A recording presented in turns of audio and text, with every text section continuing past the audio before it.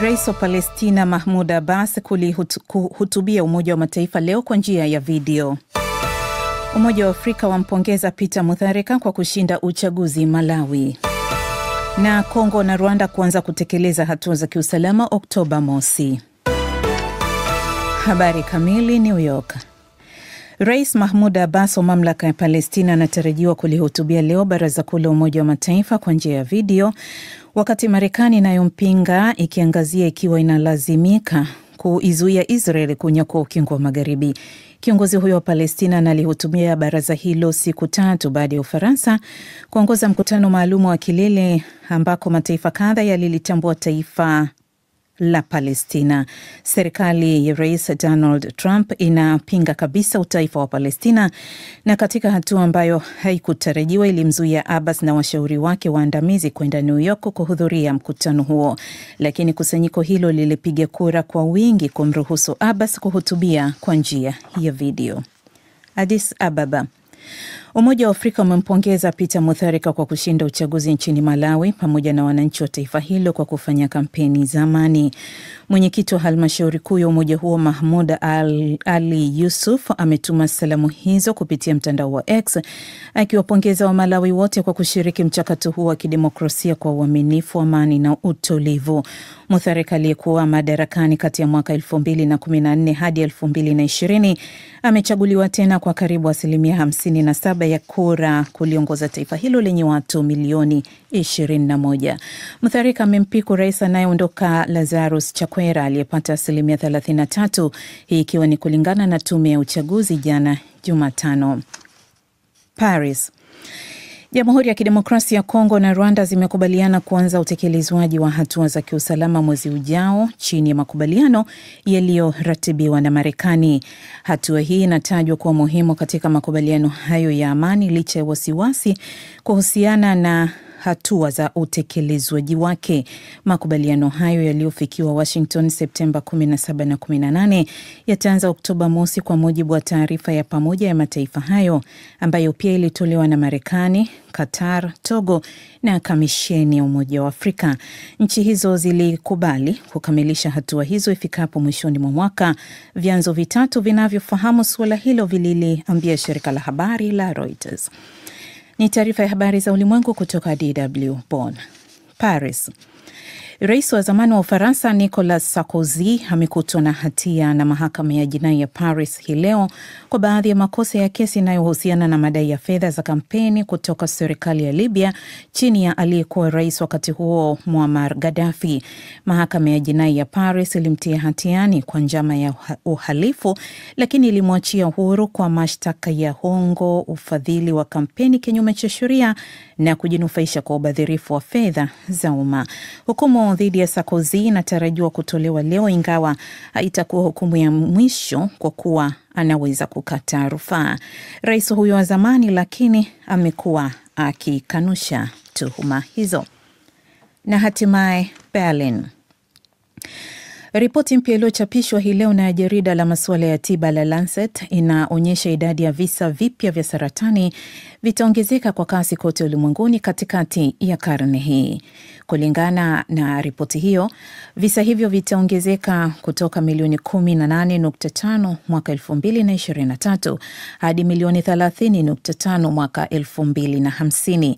Watafiti wanasema hii inatokana na jamii kuwa na idadi kubwa ya wazee ambao ni wahanga wakubwa wa saratani, na kuongeza kuwa karibu 42% ya vifo milioni 10.4 vya saratani kwa mwaka 2023 vilitokana na sababu zinazoweza kubadilishwa.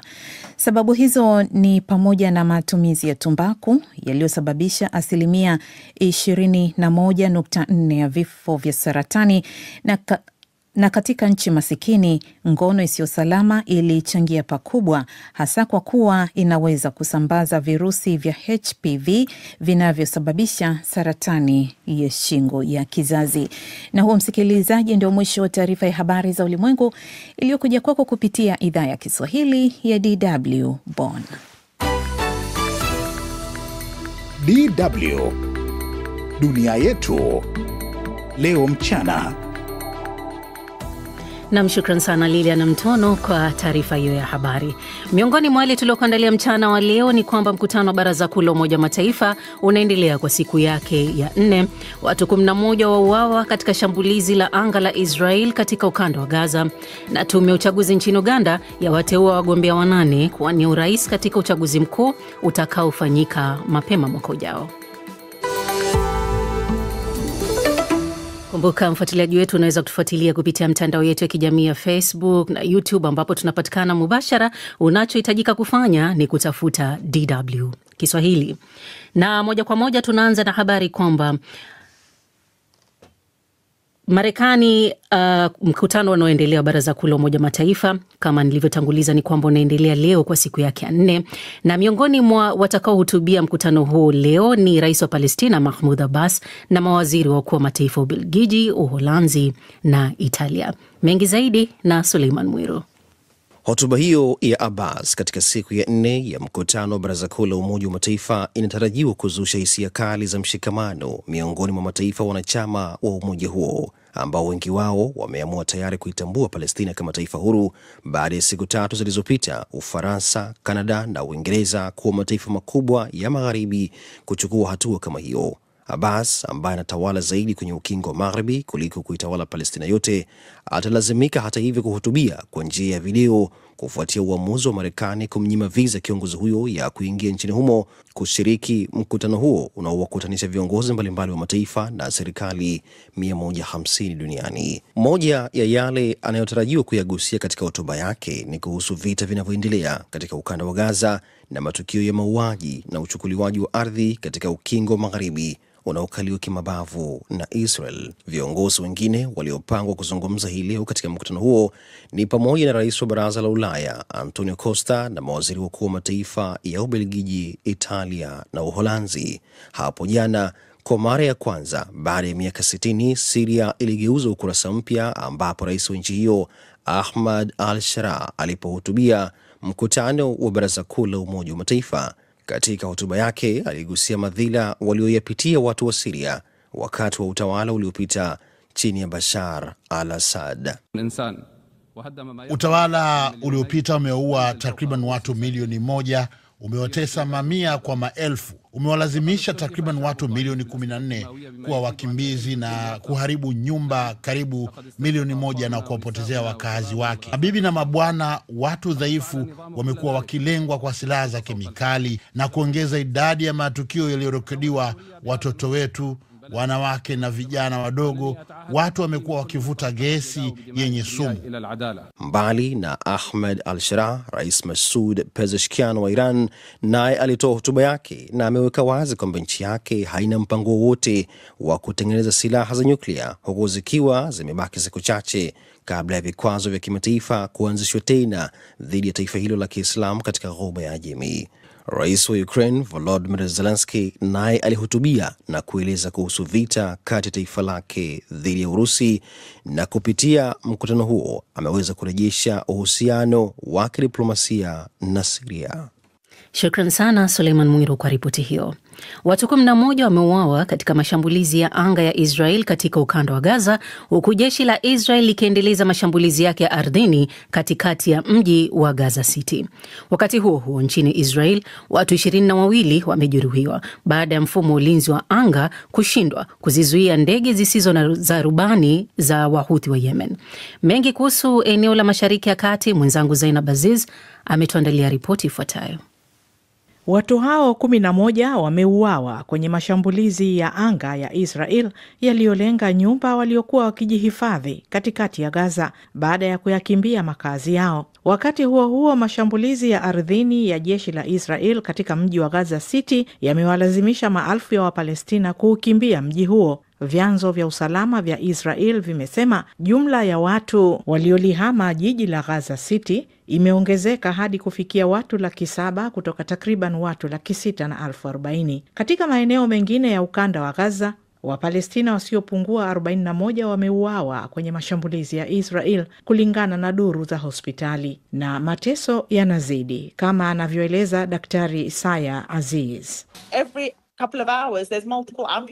Kila baada ya muda mchache matukio yanazidi kuwa mengi ya watu kukatwa viungo, ambapo tunalazimika kufanya upasuaji hata bila ya ganzi, na hakuna dawa za kutuliza maumivu. Watu wanaletwa viungo vyao vikiwa vinaning'inia, ubongo umetoka nje, na wengine utumbo wao uko nje. Inatisha.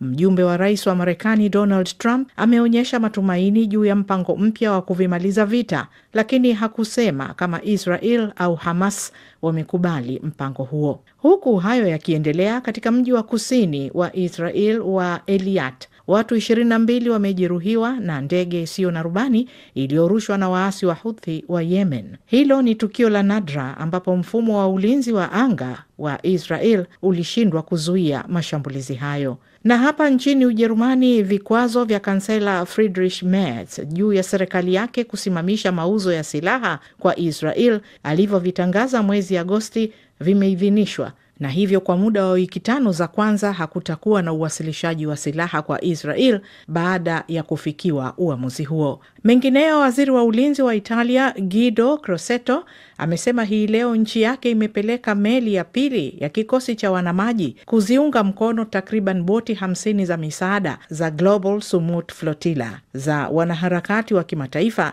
ambazo zinakabiliwa na mashambulizi ya ndege zisizo na rubani wakati zikijaribu kupeleka msaada Gaza. Mwanaharakati wa mazingira wa Sweden Greta Thunberg yumo kwenye msafara huo. Uhispania pia imechukua hatua kama ya Italia na imepeleka meli ya kivita kuulinda msafara wa flotila. DW tunavuma kwa kishindo. Bila shaka tunavuma kwa kishindo. Tume ya uchaguzi nchini Uganda imewateua wagombea 8 kuwania urais katika uchaguzi mkuu utakaofanyika mapema mwaka ujao. Kwa mujibu wa tume hiyo, zaidi ya wagombea 20 walishindwa kutimiza masharti ya kugombea na kuachwa nje ya zoezi hilo ambalo lilifanyika kwa siku 2.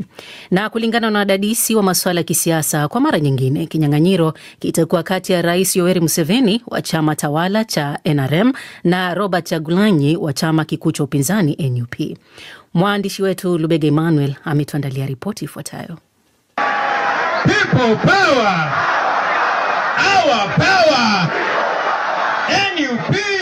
Huyo ni Robert Kyagulanyi almaarufu Bobi Wine akiongoza katika mkutano wake wa kwanza wa kampeni mara tu baada ya kuteuliwa na tume ya uchaguzi Jumatano alasiri. Licha ya vizingiti kadhaa alivyodai kuwekewa na tume ya uchaguzi, hatimaye alifaulu kuteuliwa, na yeye pamoja na wagombea wengine 7 akiwemo Rais Yoweri Museveni watawania urais. Katika hotuba yake kwa mamia ya wafuasi wake waliostahimili mvua, Bobi Wine ametaja uchaguzi ujao kuwa hatua muhimu katika kurejesha demokrasia na haki za binadamu nchini Uganda. The election this time is no usual election, brothers and sisters.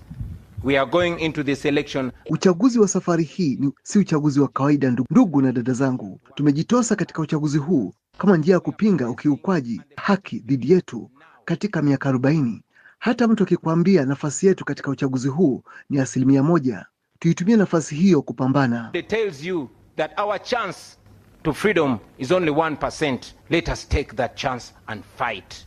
Vyama 8 ndivyo vilifanikiwa kuwezesha washika bendera wao kuteuliwa, lakini tofauti na chaguzi za awali, vyama vikongwe vya upinzani DP na UPC havina mshika bendera kwa kiti cha urais. Hii ni baada ya kiongozi wa DP Norbert Mao, ambaye pia ni waziri wa sheria na masuala ya kikatiba, kutamka waziwazi awali kwamba yeye atamuunga mkono Rais Museveni, huku yule wa UPC Jimmy Akena, mwanae Milton Obote aliyewahi kuwa rais wa Uganda taifa lilipopata uhuru wake, akishindwa kutimiza masharti ya tume ya uchaguzi. Jenerali Mugisha Muntu wa chama cha ANT na Nandala Bafabi wa chama cha FDC ndio wagombea wengine tajika katika kinyang'anyiro hicho. Lakini kulingana na wadadisi wa masuala ya kisiasa, kinyang'anyiro kwa kiti cha urais kitakuwa kati ya Rais Museveni ambaye anagombea kwa mara ya 7 na Bobi Wine ambaye alichukua nafasi ya 2 katika uchaguzi mkuu wa mwaka 2021.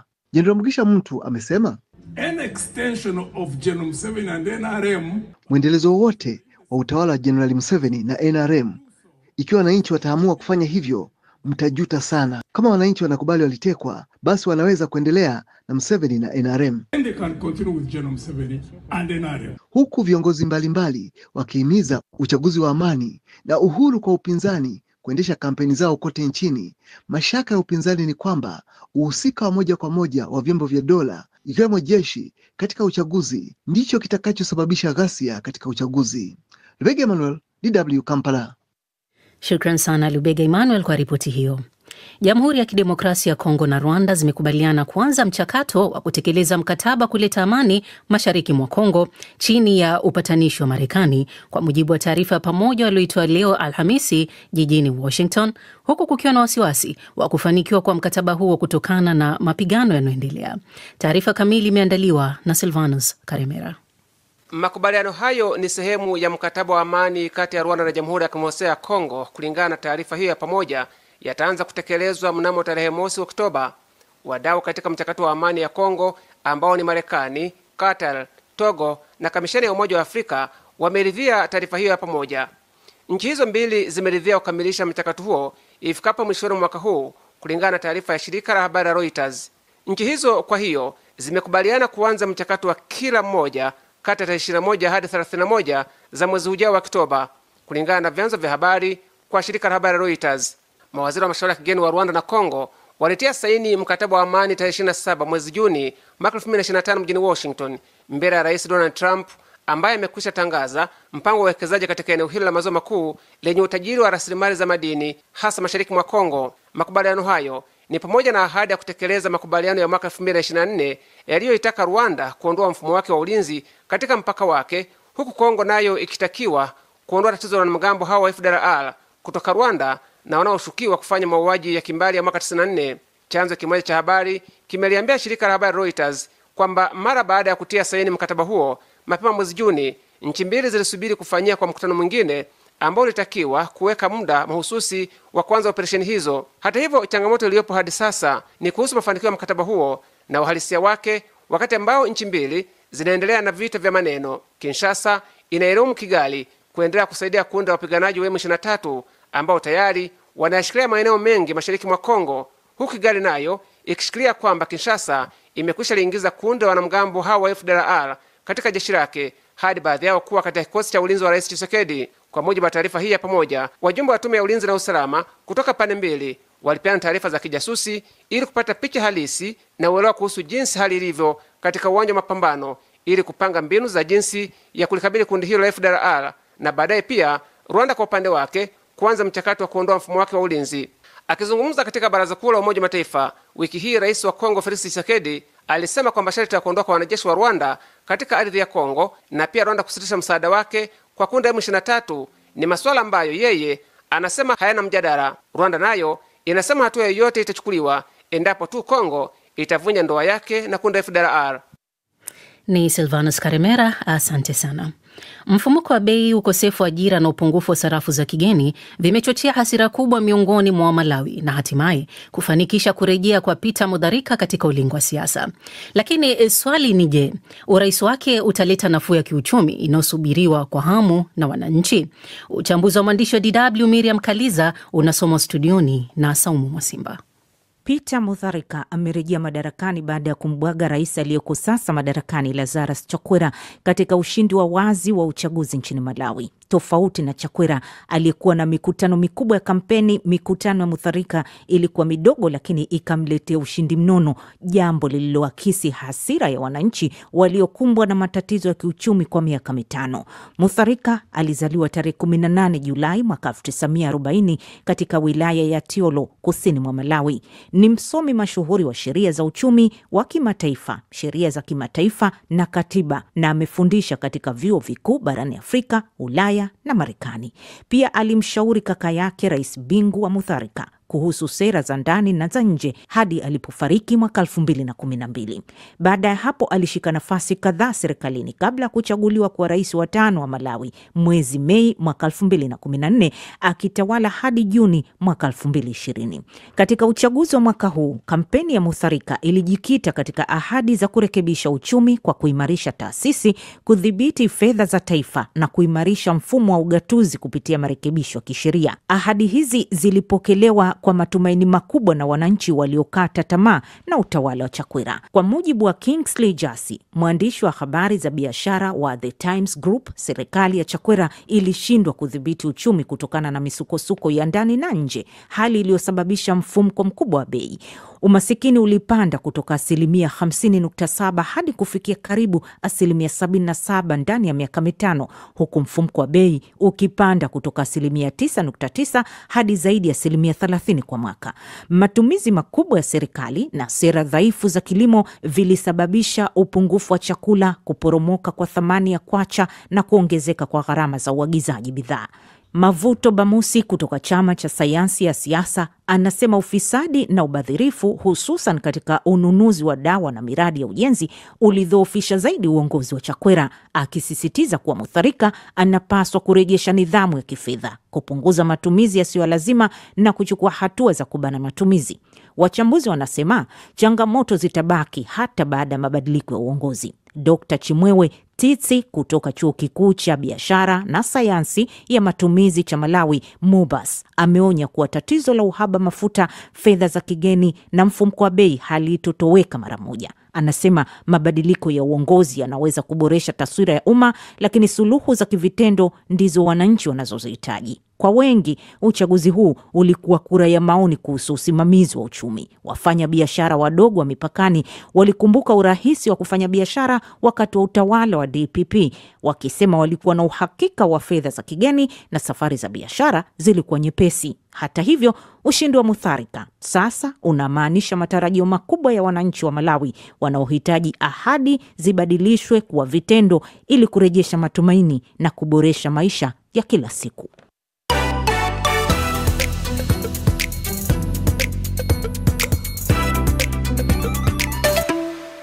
Na mfuatiliaji wetu, kukukumbusha tu katika mjadala wetu hii leo tutaangazia makubaliano ya ushirikiano wa ulinzi kati ya Saudi Arabia na Pakistan. Lakini kabla ya hapo, Najat Omar alikuwa katika pitapita za mtandaoni na ndio sasa basi namkaribisha aweze kutujiza kulikoni. Najat, mambo vipi? Salama kabisa, mambo vipi? Poa, karibu. Mitandao inasemaje leo? Asante, nianze katika ukurasa wetu wa Facebook na Instagram, manake ukurasa wa DW Kiswahili. Kuna taarifa juu ya kuomba radhi kwa balozi wa Somalia nchini Kenya, Jibril Ibrahim, baada ya ile adha ama kadhia ya Mogadishu FC kuikanyaga na kuitemea mate bendera ya Kenya kwenye mpambano wa kombe la klabu bingwa barani Afrika. Sasa baada ya video hiyo kusambaa katika mitandao ya kijamii, kumekuwa na maoni tofauti ambayo Wakenya wamekasirika sana kwa kile walichokiita kwamba ni dharau. Wamehusisha pia utaifa na umimi kwenye kuheshimu bendera za mataifa mengine. Tukio hili limezua limewafanya pia mashabiki na wachezaji wa Mogadishu City FC kusema kwamba hawakukusudia kufanya vile, ilikuwa ni mhemko tu wa mchezo. Na sasa wanajionea aibu baada ya kuona kwamba Wakenya na hata balozi wao ameomba radhi kwa nchi ya Kenya kwa kile kilichotokea. Lakini vizuri ni kwamba wametambua kosa na kuomba radhi. Lakini ndio jambo lishatokea. Ndio anasema kosa si kosa, kurudia kosa ndio kosa. Lakini watu wanasemaje? Mitandao haisahau. Hiyo video itawatesa sana. Shua Katamaduni anasema ila hawa watu ni wakorofi sana, washazoea kuripuana na vitendo vya ukorofi. Kwa hiyo bado wanadhani vitu vingine vinaweza kuendelea. Huu ni ukorofi uliopitiliza. Suleiman Sultan